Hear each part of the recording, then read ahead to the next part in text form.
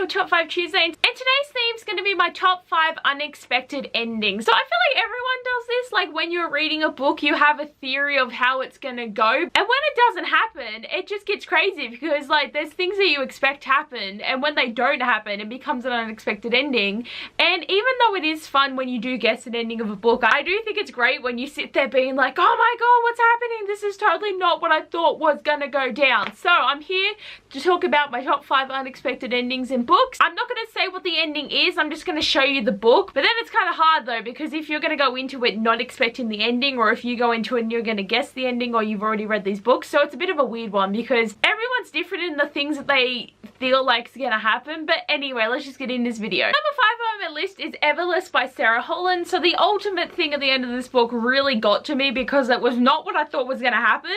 Like there was something building up in this book, but when it actually got to the end I was like, oh my god, there was one thing I was banking on happening and that did happen, and I was still excited that there was like a little smidge of something that I was like, oh, I knew one thing. Ultimately, like with this book too, is having this really interesting concept of the way that people like get currency is they take blood from their body, and the blood is their time source. So people die a lot quicker when they take blood, but then they can buy things, and like there's more rich people that have like, it was really like a weird concept but a cool concept. And like the main character Jules goes into the royal palace to work there, and then there's a lot of shady things happening and you're trying to figure out what the shady things are. And like I actually just bought the sequel Evermore and I'm so keen because I need to know, but it was a really unexpected ending. Number 4 on my list is From Crowd of Midnight by Sarah J. Maas. Actually rereading this series I saw all the foreshadowing of what happened at the end of this book, but I read this series like 5 years ago, and that was before I was reading as much as I do now, and how also for the fact that I've read so many books now, unexpected endings aren't as common for me anymore because I'm so used to seeing key points and I know where they're going to lead. But with this one I was so shocked, like I didn't even think it was happening, and like even though they keep mentioning things it's just like, oh, I don't know what's going to go down. And then I got to the end and I was like, oh.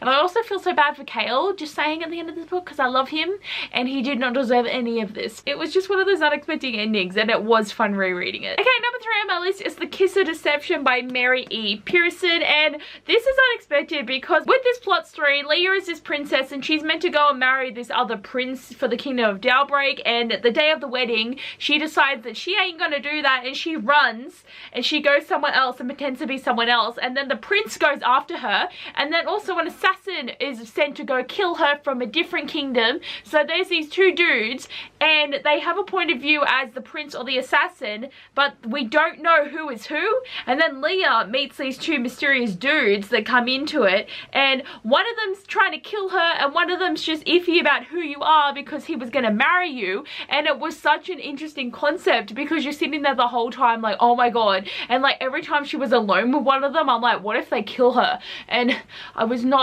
prepared, I was not ready. And why this was unexpected is because I completely got them the wrong way round. And I mean, I always shipped Leah with the prince, so I got that mixed up. And so when she was like leaning towards the other dude I was like, no, you're gonna be with the assassin. But when they actually ended up being the prince it was just like, okay, I get that now. But honestly this just tripped me out, and I literally reread it within a year because I'm like, I need to reread this to understand where the characters are coming from.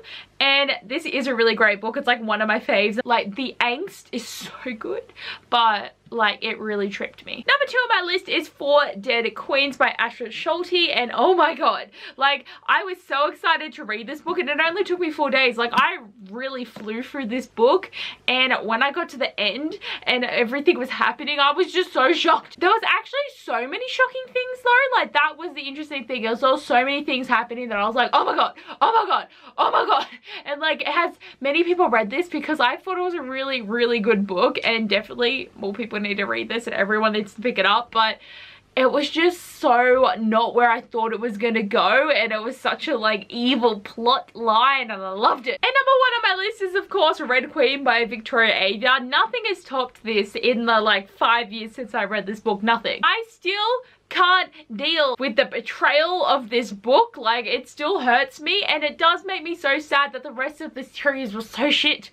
Like I wanted it to be like up there with being amazing, and I still love Red Queen so much, but just Glass Sword ruined it, and then King's Cage brought it back, and then Warstorm was just too long. I just didn't know where this was gonna go, and it was just like, oh, like that last scene where it was going down, oh, I was not okay. And I just, it's like I've been emotionally scarred by this book. Like, not that many people feel affected by it as I do, and I'm like, how do people not care? Like, I cared so much about this book, and like, even though I've finished a series and I've like had to let go, I still care so much. So these are the 5 books with unexpected endings, and like they're all like pretty good books. Like, I really enjoyed all of them, had a lot of fun. It's always good to get the blood pumping and have you freaking out about the things that happen in books. But anyway guys, thanks for watching this video. I hope you enjoyed, and I'll see you guys next time. Bye!